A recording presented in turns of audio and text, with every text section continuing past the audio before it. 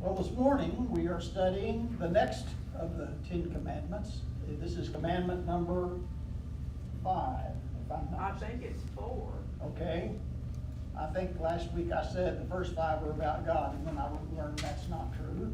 It's the first 4. So this one would be number 5, wouldn't it? No, this is 4. This is number 4. Thou shalt have no other gods before me. Thou shalt not make unto thee any graven image. Thou shalt not take the name of the Lord in vain. Remember the Sabbath day to keep it holy. And number 5 is honor thy father and thy mother. That's forward. So anyway, it's in Exodus chapter 20, verse 12. Kind of messed up my PowerPoint today, but please be tolerant of me. Family relationships can be hard. Would you agree? The saying, you can choose your friends, but you can't choose your family, speaks of the difficulties that often occur within families. God calls us to rise above such conflicts, particularly in relation to our parents. In spite of how we may feel about our father and mother at any moment, God calls us to always treat our parents with the honor He says they deserve. And the setting for this passage, God instructed the Israelites about how they were to live as His covenant people, not only in relation to Him, but also in relation to other people. One of the foundational commands related to others was the importance of honoring parents. When they disobeyed this commandment, however, the result was heartache and trouble. These consequences were clearly seen in King David's family when his son Absalom rebelled against him. And we're going to look at that this morning. So Exodus chapter 20, verse 12, statement of the commandments. In Exodus 20, verse 12, and let's read it aloud together. Honor your father and your mother, so that you may have a long life in the land that the Lord your God is giving you. It's rather straightforward, isn't it? It's not necessarily, in reading here, the result of this doesn't necessarily say that you'll have a long life. But it implies that. And for sure, respect of parents and honoring parents is important. It's important for society. It's important for the happiness and welfare of the parents and for the children. So this word honor means weighted or carrying a weight. It means it's properly translated as honor or respect. This long life in the land was more of a communal promise than it was an individual promise. In a general sense, when members of a society don't honor their parents and other authorities, the foundation of society breaks down. And I think we're clearly seeing that in our own country today. It's amazing to me, it's frightening really to me, that it's difficult these days, it seems, to enlist people to be teachers because of the disrespect that is shown to any authority. And it starts in early age with children disrespecting their teachers, and it continues into life. And so we're seeing in our own country a great breakdown of respect of any authority, respect of the police, respect of the military, respect of government authorities, respect of city authorities, respect of parents, of seniors, and on and on and on. In fact, our society at present, as it has been moving along these many years, is becoming more and more self-centered. And so it's okay to do whatever you think is okay, which brings a lot of disruption and subsequently violence in our own country. And as one of my favorite commentators says, and his article is usually printed in the editorial on Monday, he's a professor at Georgetown University, I believe it is. He says, the problem in our society is because our society has not had parents that they respect and that they honor. Now, there are some who would say, well, my parents don't deserve any respect because of the way they mistreated me, the way they abandoned me, and so on. And you can name all kinds of examples.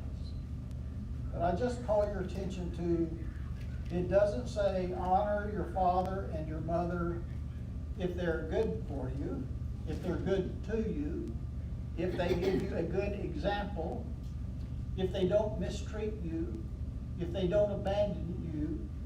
None of those qualifying statements are here. And I'm sure in this group, we have people who have met one of those qualifying statements. Parents who were not ideal. In fact, I'm not sure that any of us had ideal parents. But still, the commandment is true. Honor your father and your mother. And so, just as it says, you shall have no other gods before me, that is not an inclusive command, it is an exclusive command. And this also is not an inclusive command only if, it is an exclusive command that you are, regardless, to honor your father and your mother. Now, I know that there are circumstances where parents have acted inappropriately, perhaps even causing violence to their children or mistreating their children in some way. This does not mean that you have to condone that. It doesn't even mean that you have to want to be with them. But it does mean that you need to respect them.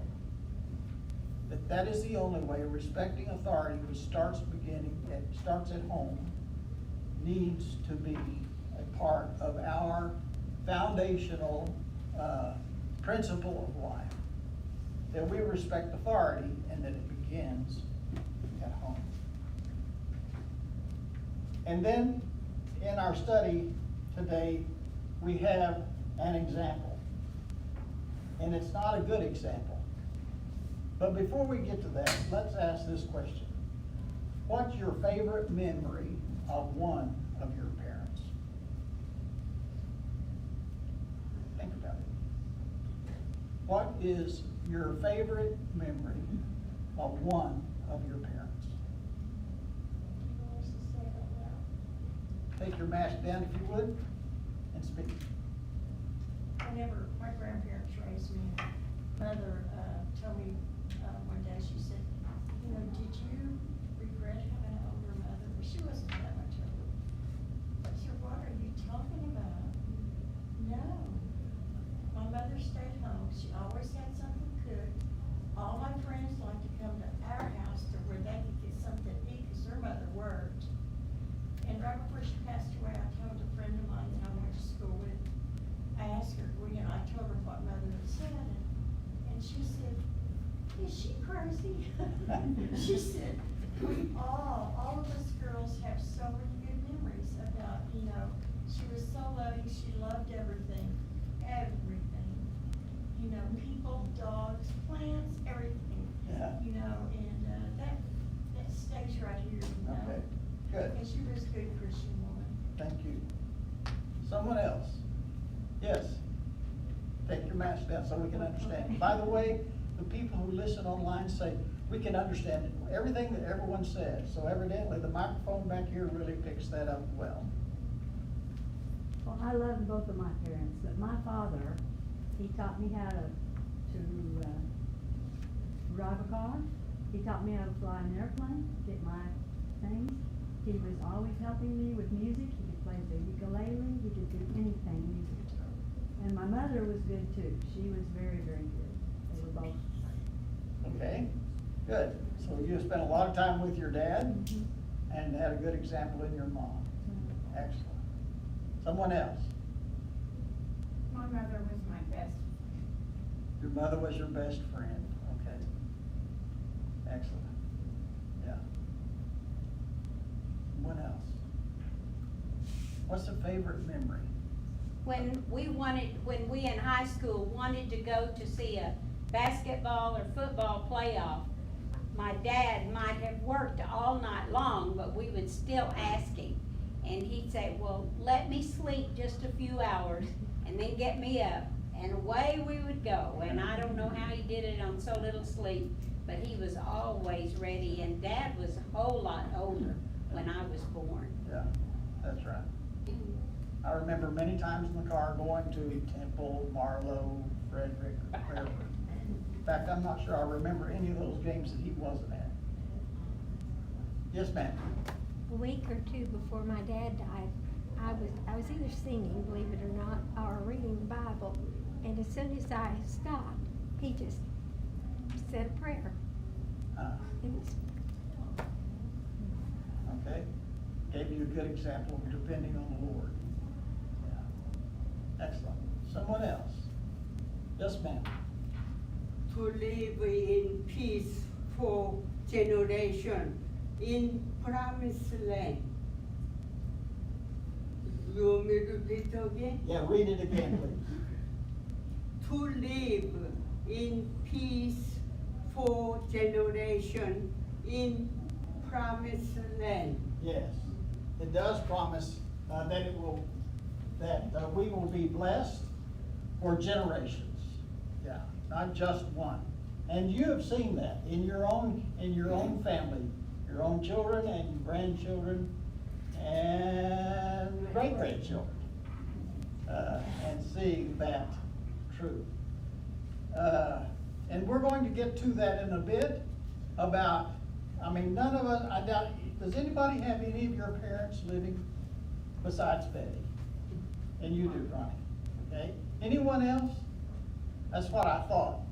Actually, very few of us, with one exception, have any parents living. So we are the parents, right? And grandparents. And so we need to be thinking about how do we want to be honored, or how are we honored? But let's look first at the next passage, 2 Samuel chapter 15, verses 7 through 12. And this is an interesting story. When we read about David, oftentimes we get the impression, especially when we read the Psalms, when we read about his interaction with God, he, as the scriptures say, David was a man after God's own heart. He made lots of mistakes, but he honestly sought God's leadership in his life. But while he was a sincere follower of the Lord, we have to say he was not a good father. And so today we're looking at the example of his son Absalom and David. And so let's give some background here. David had many wives. And so he had many children. And one of his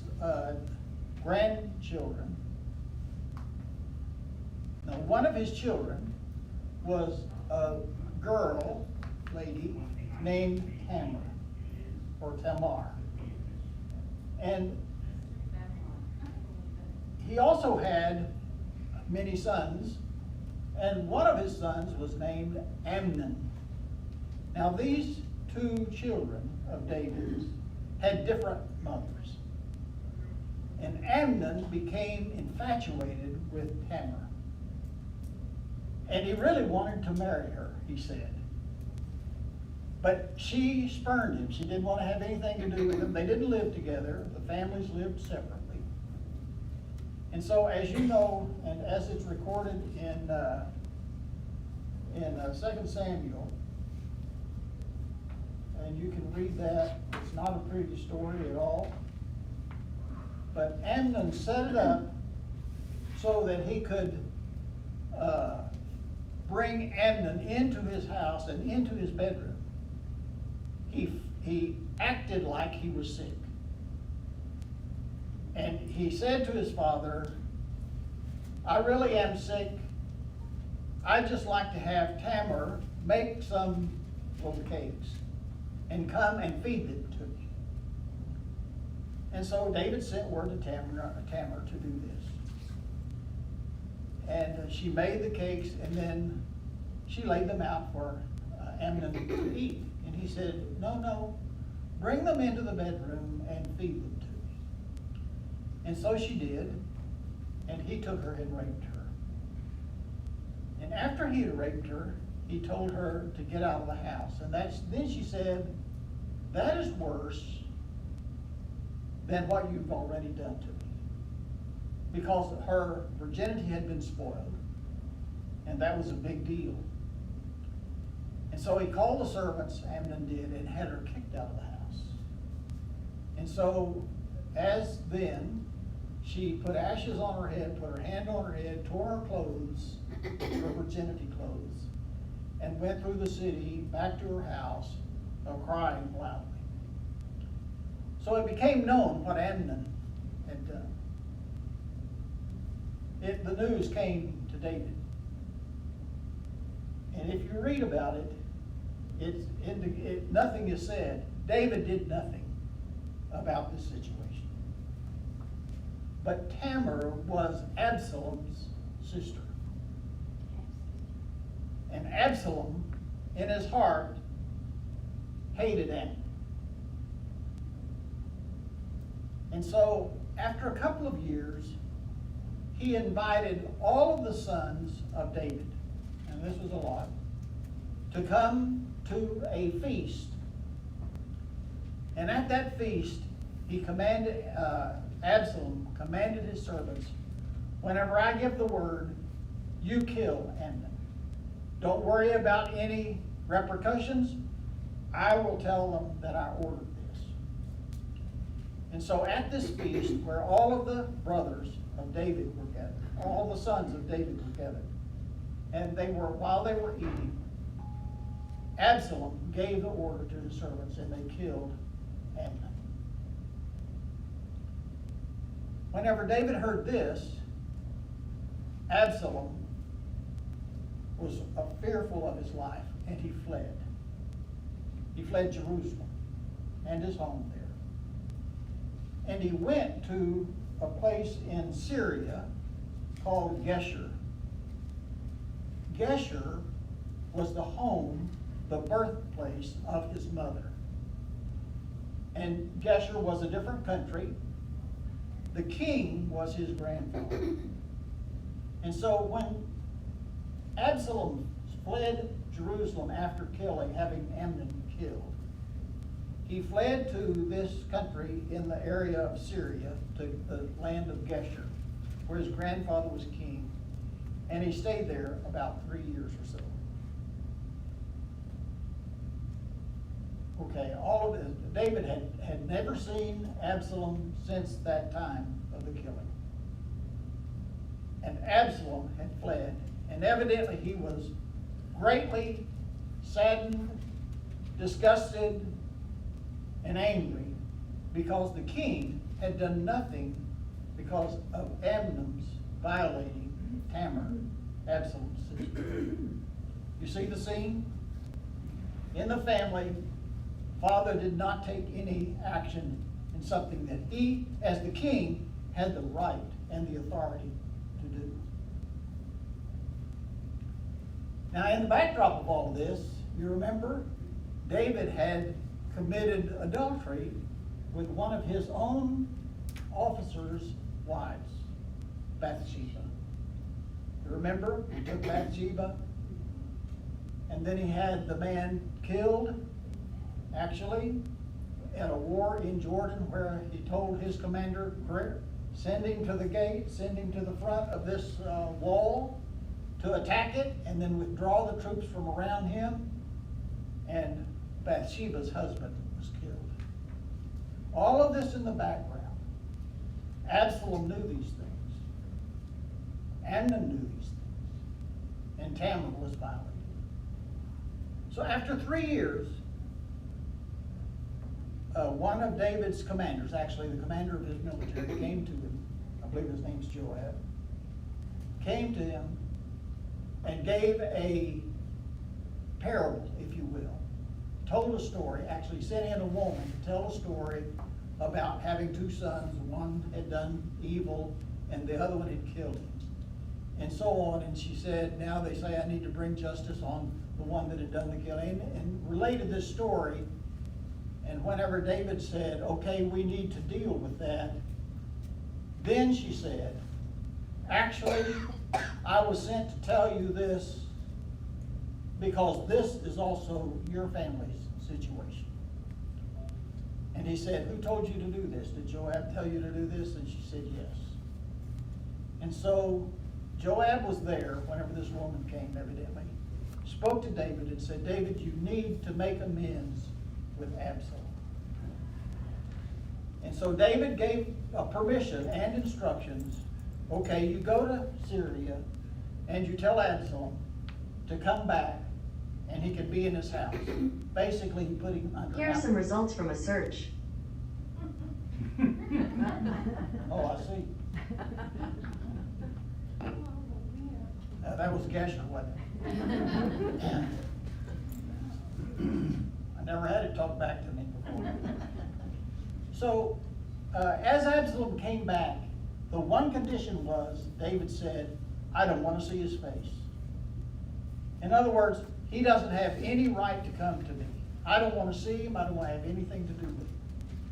And so Absalom was essentially under house arrest, or at least he could not come and talk to David. So the relationship was not mended. It's just his location was changed. And so now he was here about 2 years. And doing this 2 years while, quote, in Jerusalem, but not seeing his father, not having any communication with his father, he began to plot together, evidently, what he was going to do. And as it turns out, we can say he had 3 things that he was planning. First, he created the appearance of regal authority, of kingly authority, by riding to the city gates in a chariot, accompanied by a retinue or a following of 50 men. Now, this was a sign of being a king or a high prince. So that in his chariot, he had a chariot and horses. Whenever he'd be driving his chariot and horses, here would be 50 men armed who would be following along to protect him. That was the first thing. He was creating an ambiance of coming authority, or even authority at that time. Next, Absalom began to cultivate seeds of doubts about David. He would go to the gate, it says he would get up early of a morning and go to the gate, and when people were coming in to see the king, people came to the king to present their problems and ask him to help solve them. Absalom would intercept them and said, let me help you. I'm not sure that the king will listen to you, but if you'll tell me what your problem is, I'll take care of it. And so he began to build doubt about the authority and the actions of David. And then finally, Absalom indicated that if he were the authority, and he would tell these people, if I were the judge, in other words, the king, if I were the judge, I would deal with this like this. They need to appoint me as the judge. And so for these 2 years, he began building a contrary opinion and feeling among the populace about David the king. And then at the end of that 2 years, he came to David. And we take this up in verse 7. When 4 years had passed, Absalom said to the king, he actually came to the king, and he said, please let me go to Hebron to fulfill a vow I made to the Lord. For your servant made a vow when I lived in Geshur of Aram, saying, if the Lord really brings me back to Jerusalem, I will worship the Lord in Hebron. Go in peace, the king said. So he went to Hebron. And then Absalom sent agents, spies, if you will, throughout the tribes of Israel with this message. When you hear the sound of the ram's horn, you are to say, Absalom has become king in Hebron. 200 men from Jerusalem went with Absalom. They had been invited and were going innocently, for they did not know the whole situation while he was offering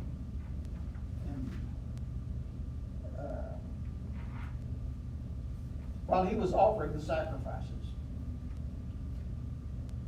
They did not know the whole situation. And while he was offering the sacrifices, Absalom sent for David's advisor, Ahithophel the Gilonite, from his city of Gilo. So the conspiracy grew strong, and the people supporting Absalom continued to increase. So this festering in Absalom's heart had been going on now for 4 years. And he made this vow whenever he was in Syria. I wonder what the vow was. It never tells us. But I would not be surprised by what the vow was. I'm going to take over the kingship of Israel. And I'm going to plot, and I'm going to overthrow the king. I'm not sure that that's the case, but you look at his actions. He started, whenever he came back to Jerusalem, he built a following of 50 men. He went to the gate early to meet people and began strowing discontent among David's people, and then began intimating, if I were the judge, I would handle it thus and so. So, whenever David gave him permission, and then it's interesting, when he came to David, he says, please let me go to Hebron. We notice that when he came in, that David actually takes his hand and kisses him, which can be a sign of forgiveness and acceptance. But it was already too late. Things had already gone way too far. Absalom was not impressed. And so David says to him, okay, go to Hebron. Now, Hebron was a special place, about 20 miles from Jerusalem, not a long ways. But Hebron was a city in Judah. And when David first whenever Saul, the former king, was there, and David then began raising an army to fight against Saul, and Saul began raising an army to fight against David. David actually took over Judah. Saul had the rest of Israel. And Hebron was David's capital of Judah. And so it's noteworthy that Absalom goes to Hebron, the former capital of at least of Judah. And so he justifies this by saying, I made a vow. We don't have any record of what that vow was.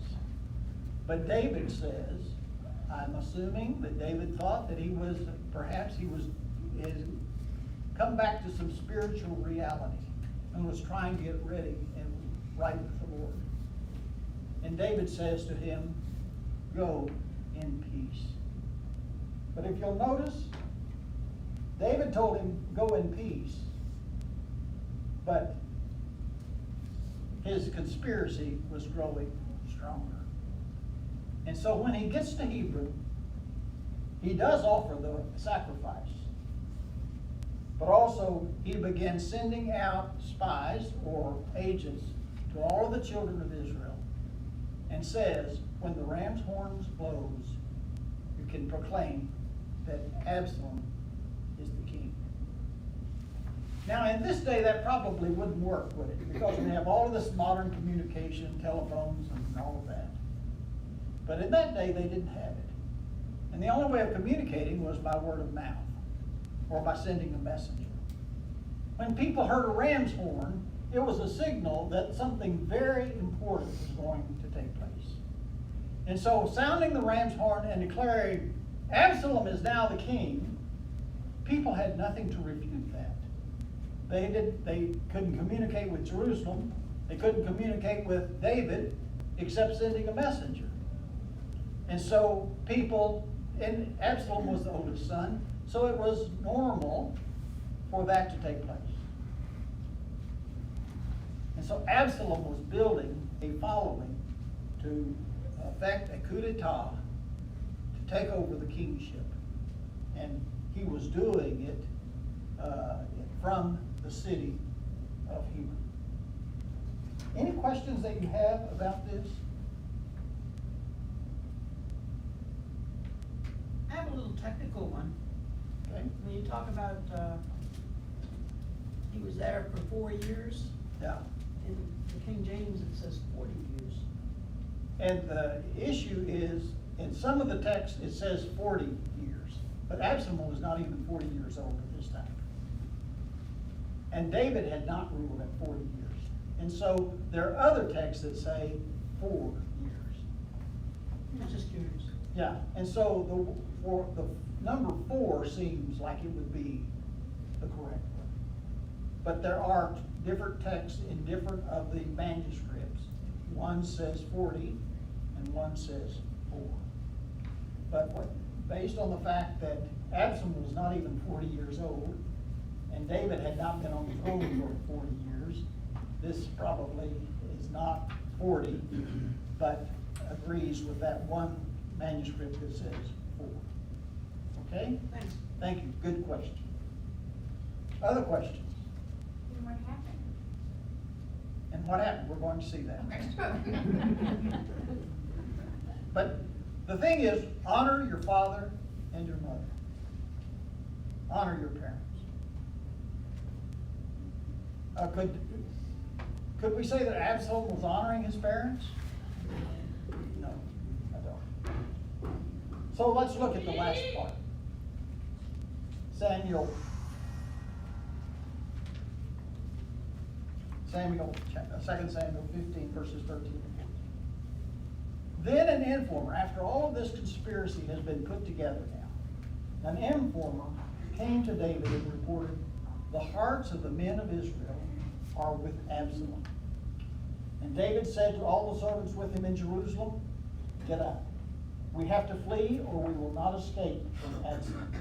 Leave quickly or he will overtake us quickly, heap disaster on us, and strike the city with the edge of the sword.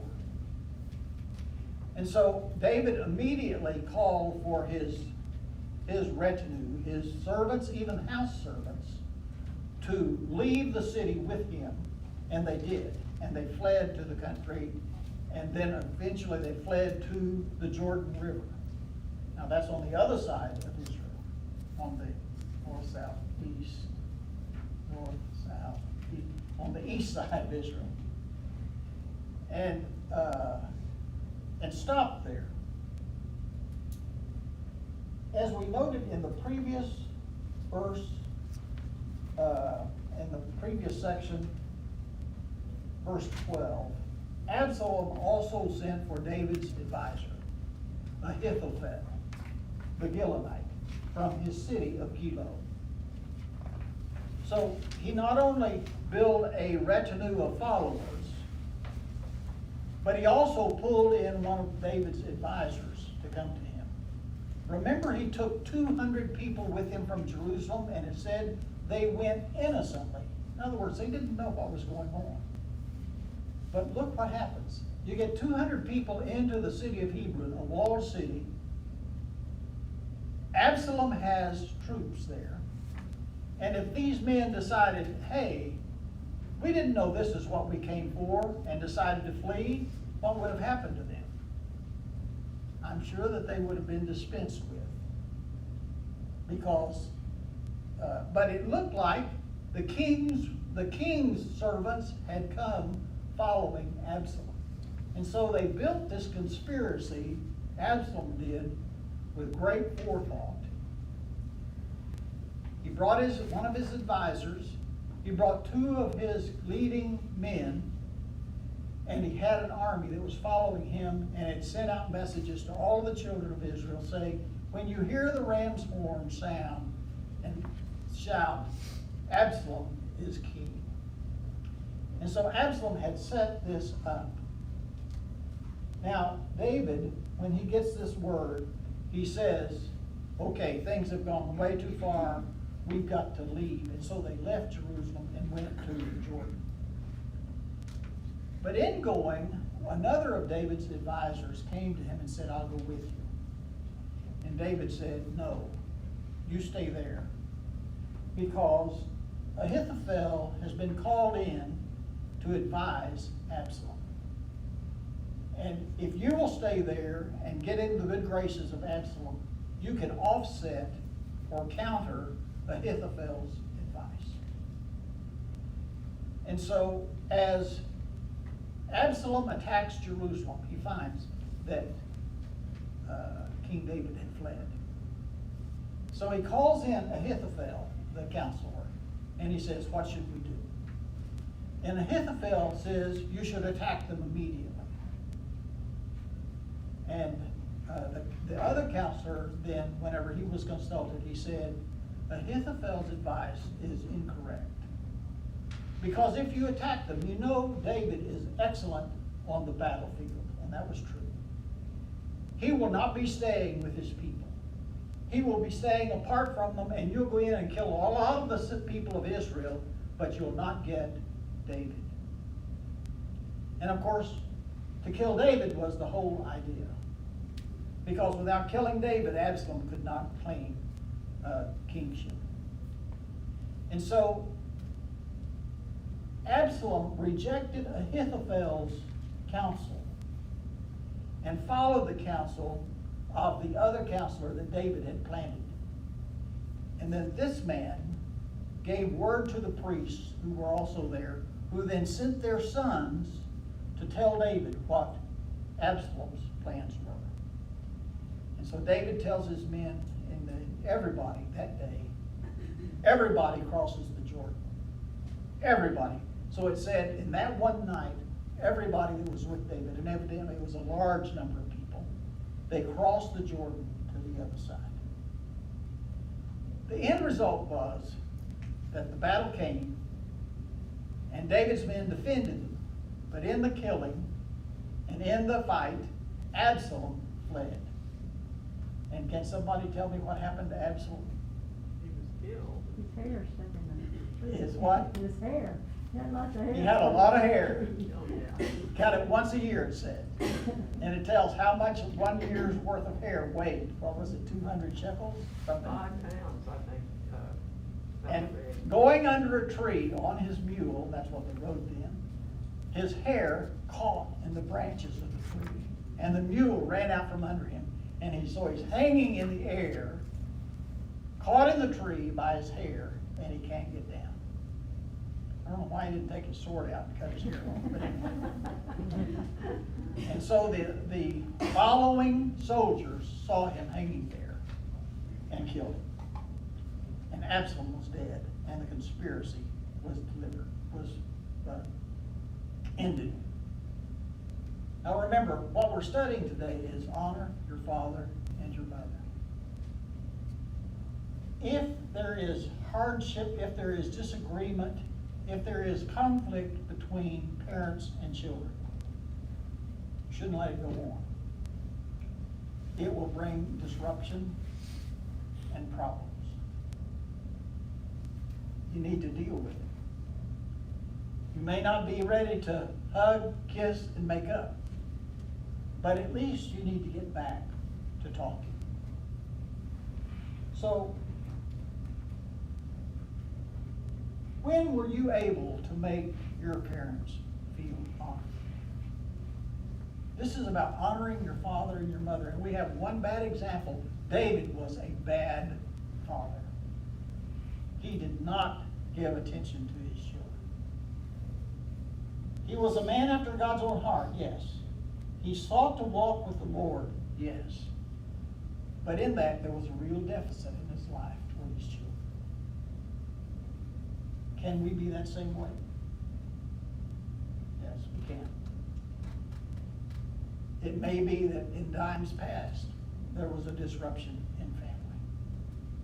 But whatever it is, that disruption needs to be healed. And we need to give a good example. Anybody have a good example how you honored your parents? I know they're gone now. But how do you honor your parents? Looking after them when they were in nursing homes, Okay. couldn't do for themselves. Yeah, okay. Anyone else? Yes, ma'am. I think living your life, the best you can, even though they're in heaven.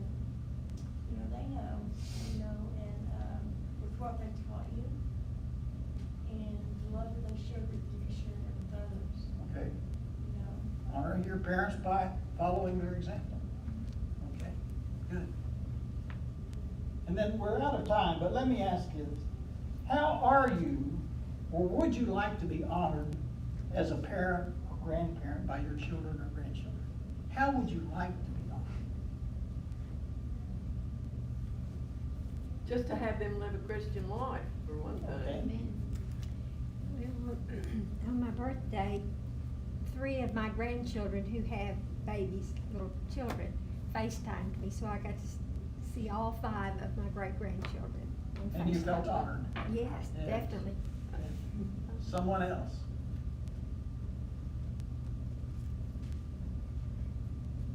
Peggy, my first wife. Just before she died, she wrote, not her obituary, but it was a letter to her children. And she quoted 2 John, maybe it's 3 John, where it says, "It brings great delight to me to know that my children will follow the Lord." And I've heard my children quote that time and again. That has been indelibly printed in their life. And though she's not here to say those things to them now, she said it, she wrote it, I printed it, I gave it to them, and we have it actually placed on her tombstone. That they still refer to their mom and how she had a great influence on their lives spiritually. So let me ask you, how would you like for your children or grandchildren to honor you?